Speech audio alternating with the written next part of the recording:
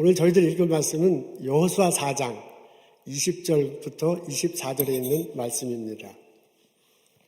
여호수아가 요단에서 가져온 그 12돌을 길갈에 세우고 이스라엘 자손들에게 말하여 이르되 후에 너희의 자손들이 그들의 아버지에게 묻기를 이 돌들은 무슨 뜻이니까 하거든 너희는 너희 자손들에게 알게 하여 이르기를 이스라엘이 마른 땅을 밟고 이 요단을 건넜습니다. 너희 하나님 여호와께서 요단물을 너희 앞에서 마르게 하사 너희를 건너게 하신 것이 너희 하나님 여호와께서 우리 앞에 홍해를 말리시고 우리를 건너게 하신과 같았나니 이는 땅의 모든 백성에게 여호와의 손이 강하신 것을 알게 하며 너희가 너희 하나님 여호와를 항상 경외하게 하려 하심이라 하라. 아멘.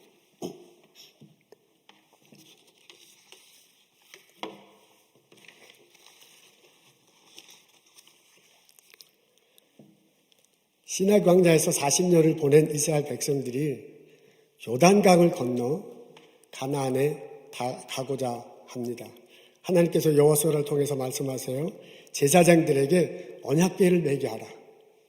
그 언약궤를 너희는 이제 가보지 못한 길을 가게 될 텐데 그 언약궤를 따라가거라. 내가 너희들과 함께 하소. 방해물을 넘게 하고 방해자를 물리치게 하고 그 땅에 거하게 하리라. 여호수아하고 백성들이 요단강에 이르렀습니다. 그때가 추수 기간이었는데 제방까지 물이 가득 차 있어요. 여호수아 제사장과 언약궤가 발을 성큼 들여놓습니다. 그러니까 흐르던 물이 갑자기 멈춰섰습니다. 강 위쪽에 뚝이 세운 것처럼 물이 탁 흘러내려오지 않습니다. 강 아래쪽을 보니까 사해 쪽으로 나가는 물이 완전히 멈춰섰습니다. 제사장과 언약궤를 맨 제사장들이 요단강 강 가운데 서 있습니다. 이스라엘 백성들이 통과를 합니다. 그리고 마지막에 돌 12개를 들고서 붓으로 나갑니다. 백성들이 다 통과한 것을 보고 난 다음에 언약궤가 제사장들이 무트로 나오자 갑자기 뚝이 뻥 터지듯이 물이 쫙 흘러내리고 뚝에 물이 넘실넘실 흐르게 됩니다. 강을 건넌 이스라엘 백성들이 여리고 동쪽 변들이 길갈에 도착했습니다. 진을 치자마자 여호수아가 백성들에게 말해요. 돌을 다 모아라. 12개의 돌을 세워 놓습니다. 백성들에게 선포합니다. 이것이 우리들에게 기념물이 될 것이다. 너희들의 자녀들이 이것이 무슨 뜻이냐라고 물어보거든 하나님께서 우리에게 어떻게 하셨는지 우리가 어떻게 살아왔는지를 말해 주어야 할 것입니다. 하나님께서 우리 조상들을 홍해를 건너게 했고 하나님께서 우리를 광야에 살게 했다. 하나님께서 요단강 강물을 마르게 하고 어떻게 건너냈는지를 말해 주어야 할 것이다 라고 그렇게 말합니다. 그러면서 하는 말이 24절에 나옵니다. 우리 앞에 있을 텐데 다 같이 한 목소리로 읽겠습니다. 이는 땅의 모든 백성에게 여호와의 손이 강하신 것을 알게 하며 너희가 너희 하나님 여호와를 항상 경외하게 하려 하심이라 하라. 중간에 보면 너희가 라는 단어가 나오네요. 이게 내용을 보면은 이 말을 이제 이 돌을 기념비를 보게 될 후손들을 말합니다. 자녀들을 말합니다. 자녀들이 이제 자녀들에게 이야기를 해주는데 이야기를 해줘가지고 그 앞에 여호와의 손이 강하신 것을 알게 하라는 말이 나옵니다. 자녀들이 질문을 던질게 할까요? 이 돌들을 보면서 이게 무슨 뜻입니까? 라고 이렇게 물어보면 그 자녀들에게 하나님이 어떻게 인도해 왔는지 내가 하나님을 붙들고 어떻게 살아왔는지를 이야기해 주라는 겁니다. 그래서 자녀들이 그 이야기를 듣고 하나님에 대해서 알게 될 거예요. 하나님의 존재성에 대해서 하나님의 성품에 대해서 알게 될 것입니다. 그러면서 그 자녀들이 여호와 하나님은 계시는구나. 여호와 하나님께서 어려운 가운데서도 이끌어 가시는구나 하는 것을 알게 될 것이라 말합니다. 너희가 라는 그 단어 뒷부분에 보면 너희 하나님 여호와를 항상 경외하게 하려 하심이라 라는 글귀가 나옵니다. 이야기를 들은 자녀들이요 여호와 하나님을 알고 그리고 난 다음에 여호와 하나님을 경외하게 될 것이다 라는 내용이에요. 경외하다라는 단어가 다른 곳에 보면 두려워하다라고 그렇게 표현되고 있습니다. 구약 성경에 이 단어가요, 경외하다, 두려워하다라고 번역된 단어가 다른 데 보면 예배한다, 섬긴다라는 그런 내용과 연관돼서 주로 나옵니다. 그래서 그런 흐름 안에서 생각해 보면 우리는 쉽게 이해할 수 있습니다. 돌을 보고서 자녀들이 물어봐요. 이게 무슨 뜻입니까? 라고 물어보면 하나님이 어떻게 인도해 주셨는지, 우리가 어떻게 살아왔는지를 이야기해 주라. 그러면 하나님의 성품과 하나님의 존재에 대해서 자녀들이 알게 될 것이고, 그렇게 알고 난 다음에는 그 자녀들도 경외하면서 하나님을 예배하면서 살게 될 것이다 라고 말하는 중입니다. 이렇게 해서 신앙이 하나님이 함께 하신다는 것을, 하나님이 축복하신다는 그런 믿음이, 그런 고백이 자녀들에게도 전해지기를 원하고 있습니다. 부모 세대들뿐만 아니라 자녀 세대들에게도 하나님과 더불어 사는 것이, 하나님이 예배하면서, 하나님을 예배하며 사는 것이 전해지기를 여호수아는 원하고 있습니다. 그래서 이스라엘 백성들이 요단강을 건널 때 돌 12개를 취해서 갖고 오게 하고 길갈에 세운 것입니다. 이것은 하나님이 여호수아에게 해주신 말씀입니다. 이것은 하나님의 마음입니다. 그 하나님은 오늘을 사는 우리들에게도 동일한 마음을 가지고 계십니다. 하나님은 나의 삶에 성령으로 임재하셔서 나와 함께 더불어 살아가기를 살아가고 계십니다. 나와 함께 어려움을 극복하며 살기를 원하십니다. 그래서 나의 삶 속에서 경험한 하나님을 구체적으로 예배하며 살기를 원하세요. 그리고 그 하나님은 이 경험이, 이 예배가, 이 고백이 나의 자녀들에게도 고스란히 전해지기를 원하십니다. 그래서 여호수아를 통해서 요단강을 건널 때 가져온 돌을 길갈에 세우라고 명령하신 것입니다. 하나님의 이 마음을 마음속에 느끼고 우리도 경험하며 자녀들과 함께 예배드리며 살아가는 나와 여러분 되시기를 주님의 이름으로 축원합니다. 오늘 본문을 이렇게 쭉 읽다 보면 마치 동영상 한 편을 보는 듯 합니다. 근데 그 동영상을 보면서 두 가지 점이 인상 깊게 다가옵니다. 첫 번째는 뭐냐면 부모 세대들이 삶 속에서 하나님을 경험하고 하나님을 예배하면서 살고자 애쓰는 모습입니다. 언약궤는 하나님의 임재하심을 뜻합니다. 광야 생활을 할 때 이스라엘 백성들은 언약궤를 중심으로 이렇게 몰려 살았어요. 그 언약궤가 이스라엘 백성들이 한 번도 요단강을 건너갑니다. 그리고 이스라엘 백성들이 한 번도 가지 못한 길을 앞장서서 갑니다. 그렇게 하나님은 언약궤가 함께 하시면서 이스라엘 백성들을 이끌어요. 한편 이스라엘 백성들은 그 언약궤를 중심으로 살아왔고요. 언약궤를 따라서 요단강을 넘었고요. 언약궤를 따라서 한 번도 가보지 못한 길을 갈 것입니다. 그렇게 하나님을 믿고 하나님을 따라서 신앙 생활하고 있습니다. 그러면서 하나님이 위대하신 분이라는 것을 경험하고 그 하나님에 대해서 경이로움을 가져, 그 하나님에 대해서 두려움을 가져, 그 하나님에 대해서 삶의 자리에서 예배하면서 살아가고자 애쓰는 모습을 이 본문에서 볼 수 있습니다.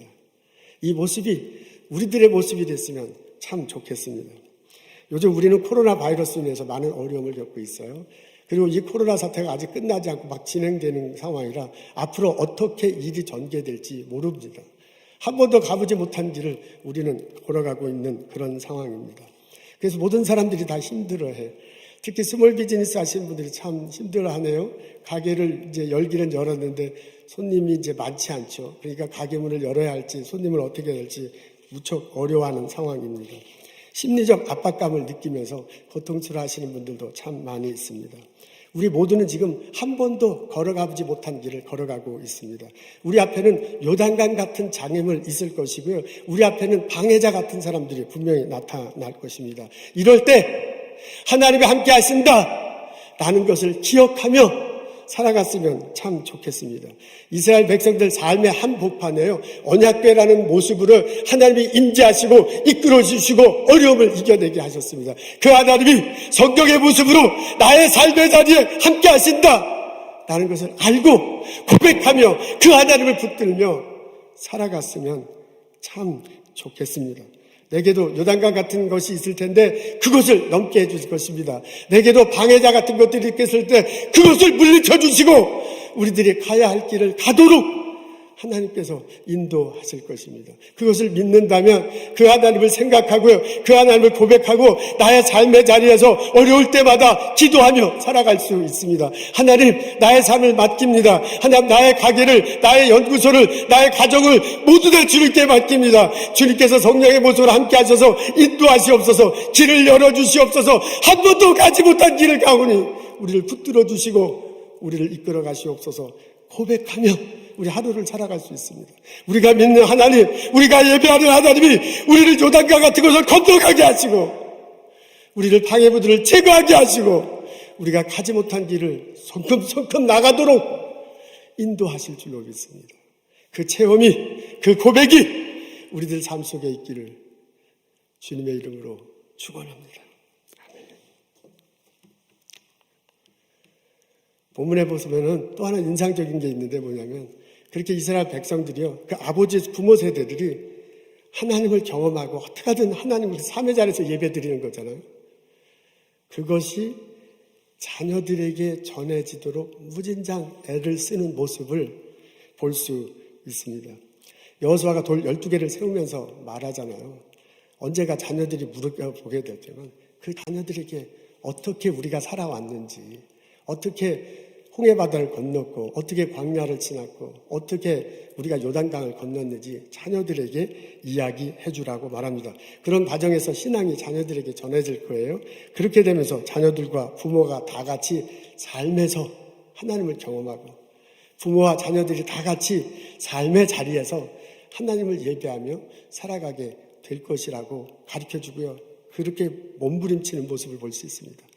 이런 삶의 자세들이, 이런 예배하는 자세들이 우리들의 것이, 우리 자녀 것이 됐으면 너무너무 좋겠습니다. 우리는 우리들 살아가면서 돌을 집안에 놓지는 않습니다. 우리 교회에 딱 뭐 돌을 세우지는 않습니다. 근데 우리가 가정에서 자녀들과 같이 살아가잖아요. 우리 교회에서 자녀들과 같이 신앙생활 하잖아요. 그러면서 자녀들 마음속에 돌 같은 이미지는 찍어주고 있습니다. 이렇게 만들어주고 있습니다. 자녀들이 우리들과 살아가면서 우리들을 보면서 우리들이 살아가는 모습을 보고요. 우리들의 신앙생활하는 모습을 보면서 마음속에 그려지는 것이 있어요. 그게 돌 같은 이미지로 자녀들에게 살아가게 될 것입니다. 되고 있습니다.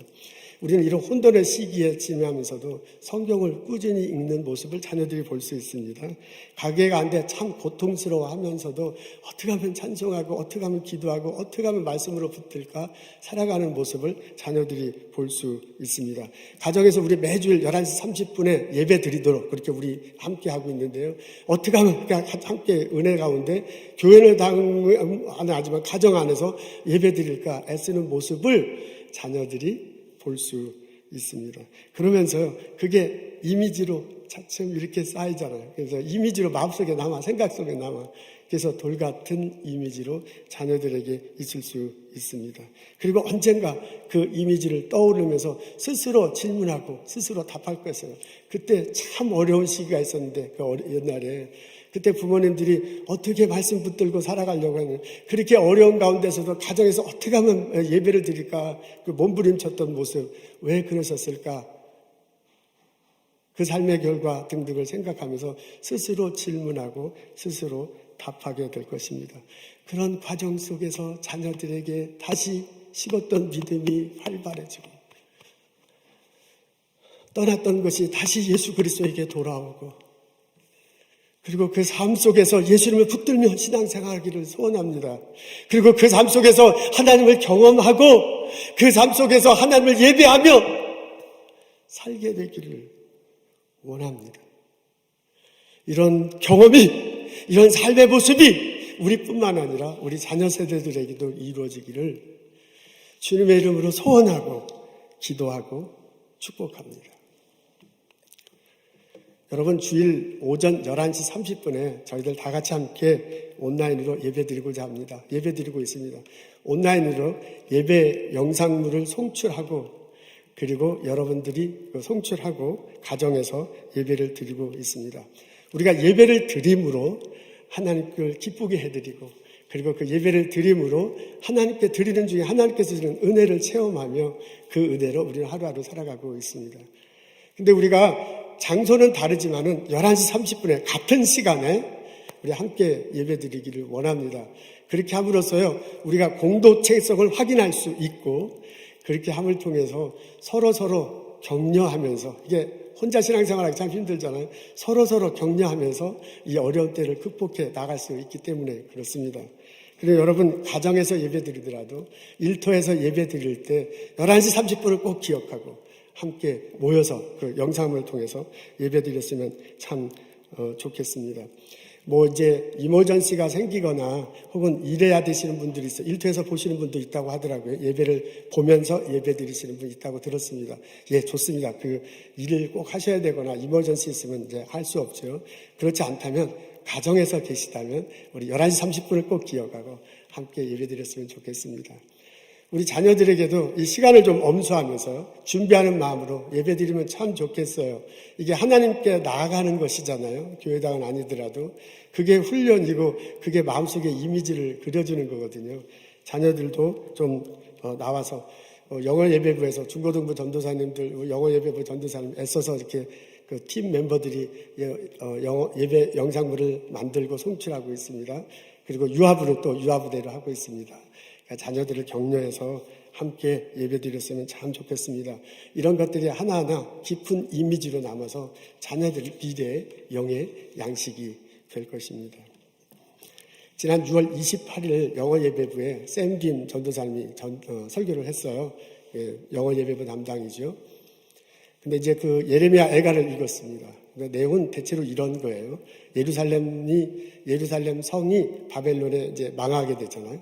그래서 예루살렘 백성들이 막 통곡하는데 예레미야도 통곡하고요. 하나님께서 들으신다. 하나님께서 응답하신다. 이제 그런 내용이에요.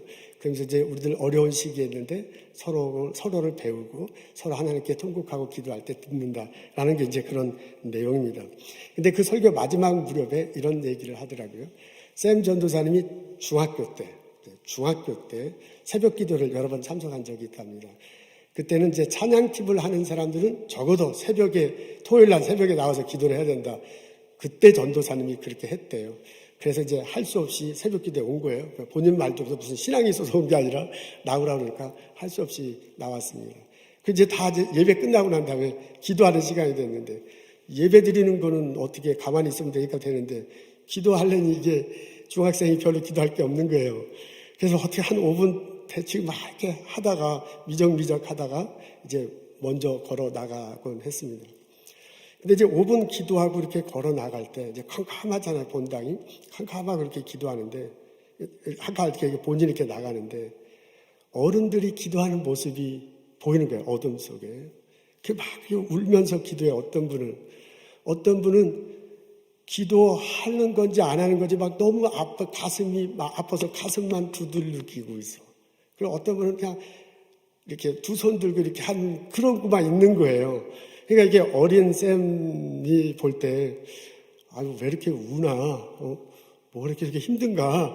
그러면서 이렇게 나갔대요. 근데 이게 한 번 그런 게 아니라 새벽 기도할 때 그렇게 하는 모습들을 보면서 어린 시절을 지냈습니다. 그러다 이제 지금은 이제 성인이 됐잖아요. 결혼하고 가정을 꾸리고 있습니다. 그렇게 이제 살아가면서, 그때 왜 그분들이 그렇게 울면서 기도했는지, 왜 두 손 들고 하늘을 쳐다보고 아무 말 못하는지 본인이 이해했다 그래요. 그래서 살아가는데 텐션이 있구나. 살아가는데 스트러글링이 있구나. 인생을 살아가는데 얼마나 하드십이 있는가라는 것을 지금 알고 그때 그분들이 왜 그렇게 기도했는지를 알겠다라고 그렇게 얘기하네요. 그래서 성경에 보면 탄식이라는 말이 나오는데 로마서 8장 22절에 보면 함께 탄식하며 함께 고통을 겪고 있는 것을 안다는 말인데 그 탄식이 바로 그것이었구나. 그때 그 어른들이 그렇게 탄식하는 거였구나 라는 것을 지금 알게 됐다 그래요. 그래서 넌지시 이제 중고등 학생들도 있잖아요. 우리 부모 세대들은 지금 아주 어려운 시기를 지나고 있다. 같이 이야기를 듣고 같이 기도하고 같이 탄식을 나누며 살아갔으면 좋겠다라는 내용의 설교를 했습니다. 어른들이 새벽 시도 시간에 울면서 기도하는 모습이 이미지로 남아있어서 샘 전도사님에게 영의 양식이 되고 있습니다. 여호수아가 이스라엘 백성들과 함께 요단강을 건너고 난 다음에 길갈에 돌 12개를 세워놓았습니다. 그리고 말해요. 만일 훗날에 자녀들이 묻게 될 텐데 이 돌들이 무슨 뜻이냐고. 그러면 하나님께 어떻게 해서 이끌어왔는지, 하나님은 어떻게 예배하며 살아왔는지를 이야기하라고 권면합니다. 우리는 지금 아주 어려운 시기를 지나고 있습니다. 우리는 지금 우리 가정에 보이진 않지만은 돌을 세우고 있는 중입니다. 우리는 지금 먼 훗날 나의 아들에게, 나의 딸들에게 영적인 양식이 될 돌, 그 돌을 우리 가정에 세워가고 있는 중입니다. 하나님의 은총이, 하나님의 보살핌이 이 어려운 시기를 지나는 우리와 앞으로 또한 어려운 시대를 살아갈 나의 아들, 나의 딸들에게 임하기를 주님의 이름으로 축원합니다. 기도하겠습니다. 하나님, 이 어려운 시기 하나님을 바라보고 주와 더불어 날마다 살아갈 수 있도록 인도하여 주옵소서. 하나님 살아계심을 경험하며 하나님을 예배하며 살아가게 하옵소서. 나의 아들에게도 나의 딸들에게도 이 믿음 전해줘서 살아가서 어떤 어려움이 있을 때 하나님을 붙들며 살고 하나님을 경험하며 살며 그 삶의 자리에서 하나님을 예배하며 살아가는 딸이 되도록, 아들이 되도록 붙들어 주옵소서. 하나님 감사합니다. 예수님 이름으로 기도합니다.